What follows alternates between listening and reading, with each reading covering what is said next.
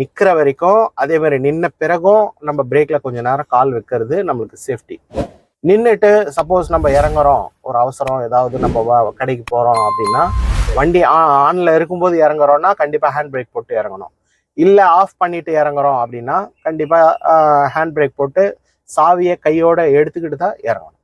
Okay, இப்போ நம்ம first gear போட்டு யூ டர்ன் பண்ணிக்கலாம். பிரேக் இப்போ எடுக்காதீங்க, நம்ம போகலான்னும் போது பிரேக் எடுக்கலாம். ஓகே, இப்போ பிரேக்கை விட்டுருங்க. விட்டுட்டு யூ டர்ன். இப்போ இந்த தடவை கொஞ்சம் ப்ராப்பராக ரிலாக்ஸாக செய்யுங்க. ஒன்றும் அவசரம் இல்லை. பஸ் போயிட்டோம், போன பிறகு என்ன பண்ணுங்க, ஒரு அரை வட்டம் லெஃப்ட் எடுத்துக்கிட்டு அதுக்கப்புறம் 2 சுத்து வந்து ரைட்ல எடுத்துக்கணும். கிளச் மட்டும் எடுத்தா போதும், நீங்க ஆக்சிலேட்டர் கொடுக்கணும்னு அவசியமே இல்லை. பொறுமையா செய்யுங்க. ஆஃப் டர்ன் கொஞ்சம் அந்த கிளச்சை இன்னும் கொஞ்சம் கண்ட்ரோல் ஆயிடுங்க.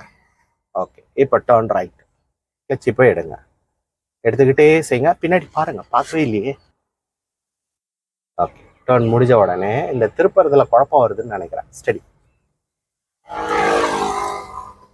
அப்படியே கொஞ்சம் லெஃப்ட் வந்து. ஓகே, உங்களுக்கு குழப்பமா இருக்கு அப்படின்னா இப்போ உங்களுக்கு நல்லா வர வரைக்கும் நீங்க எப்படி திருப்பணுமோ அப்படியே திருப்புங்க.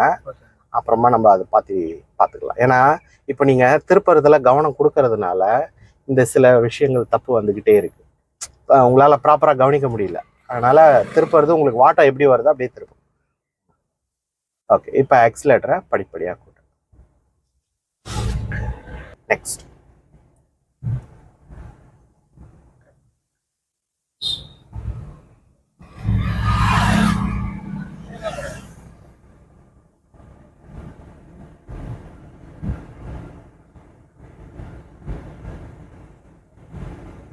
நெக்ஸ்ட்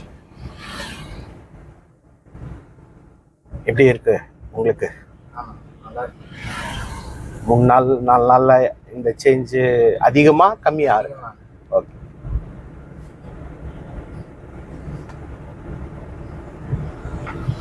இன்னைக்கு 4th டே இல்லையா?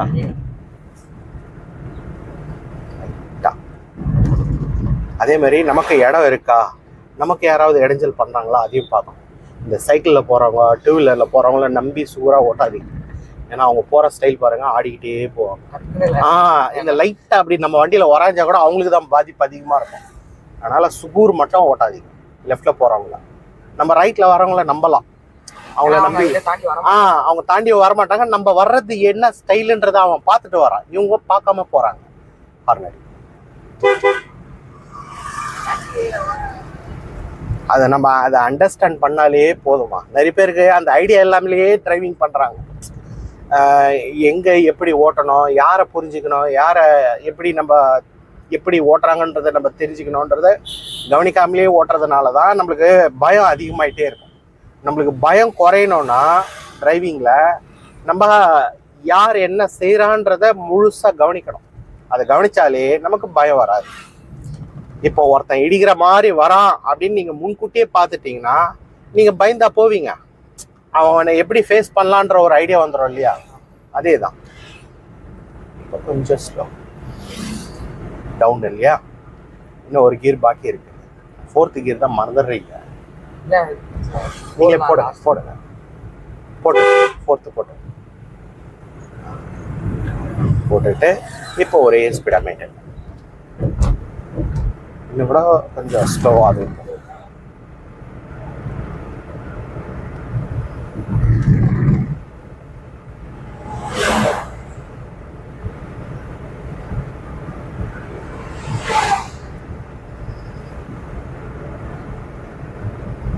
ஓகே, இப்போ வண்டியை ஸ்டாப் பண்ணிக்கலாம்.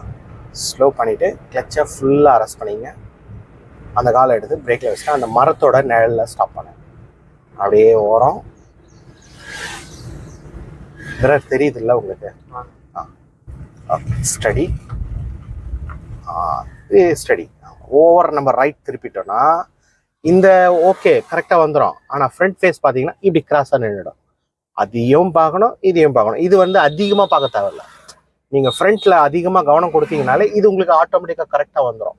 இப்போ பாருங்க, அந்த அந்த லெஃப்டில் ஒரு வண்டி நிற்குது இல்லை, அங்கே ஃபோக்கஸ் பண்ணி பாருங்க. நம்ம வண்டி நேராக இருக்கு இல்லை, அந்த ஃபோக்கஸ் இருந்தாதான் வண்டி நேரா இருக்கா இல்லையான்னு தெரியும். நீங்க இந்த மிரர் பாக்குறதுனால உங்களுக்கு ஒன்றும் பிரயோஜனம் இல்லை. இந்த மிரர் எப்போ பார்க்கணும்னா, நமக்கு ஒரு கல் வருது, ரொம்ப சுகூரா போறோம் அப்படின்னா மட்டும் இதை பாருங்க. மற்றபடி அதிகமா நம்ம இதை பார்க்க தேவை. ஓகே, இப்போ நீங்க செஞ்சதுல உங்களுக்கு ஏதாவது வேற ஏதாவது டவுட் இருக்கா? எல்லாமே கிளியரா புரியுதா? சரி, ஓகே. இப்போ நீங்க மறுபடியும் வண்டி எடுக்கலாம். கிளச்சை ஃபுல்லாக அழுத்திட்டு ஃபர்ஸ்ட் கியரை போட்டுட்டு இப்போ அழுத்தி ஃபர்ஸ்ட் கியர் போட்டுங்க. இப்போ நீங்கள் ஓட்ட போகிற இடம் ஃபுல்லாக டிராஃபிக்காக இருக்கும். ரொம்ப கவனமாக மெதுவாகவே ஓட்டுங்க. ஃபஸ்ட்டு செகண்டு தேர்ட்லேயே கூட போகலாம். ஆனால் ஸ்டேரிங் கண்ட்ரோல் உங்களுக்கு ப்ராப்பராக வர மாதிரி பார்த்து ஓட்டுங்க. ஓகே, போகலாம். ரிலாக்ஸ், பொறுமையாக.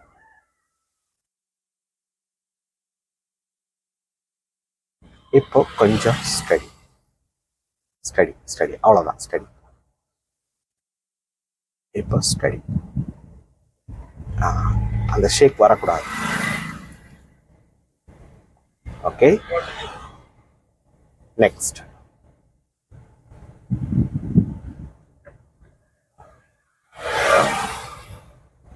கொஞ்சம் ரைட், கொஞ்சம் அப்படி எடுத்து மறுபடியும் ஸ்டடி. ஒரு தடவை ஹார்ன் அடிச்சிருங்க.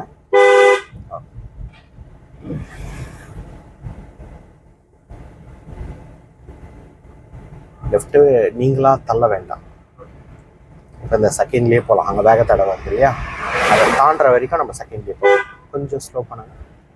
உங்களுக்கு அந்த மாதிரி அவன் ஏறுறான்னா, இப்போ நீங்கள் தப்பாக போகிறீங்களா, அவன் தப்பாக வரானா? அவன் தானே. அப்போ நீங்கள் ஏன் ஒதுக்குறீங்க? நீங்கள் ஏன் பயப்படுறீங்க? ஸ்லோ மட்டும் பண்ணுங்க. ஒதுங்கிறத விட ஸ்லோ பண்ணிட்டீங்கன்னா அவன் தப்பாக உணர்ந்து நவுந்துருவான். நீங்கள் ஒதுங்குனீங்கன்னா நீங்கள் தப்புக்கு நீங்கள் இடம் கொடுக்குற மாதிரி ஆயிடுது. எதுவும் வேண்டாம், எதுவும் வேண்டாம். போதும் போதும் போதும் போதும். இது அவ்வளோ பெரிய ஸ்பீட் பிரேக் இல்லை. ஸ்பீட் பிரேக் ஏற்ற மாதிரி வேகத்தை குறைக்கணும். Light oscillator.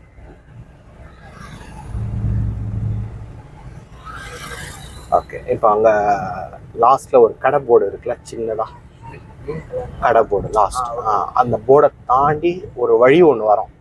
அந்த வழியை தாண்டி வண்டியை ஸ்டாப் பண்ணணும். அந்த வழி வருதான்றது உங்களுக்கு சிக்னல் போர்ட்லேயே தெரியுது பாருங்க.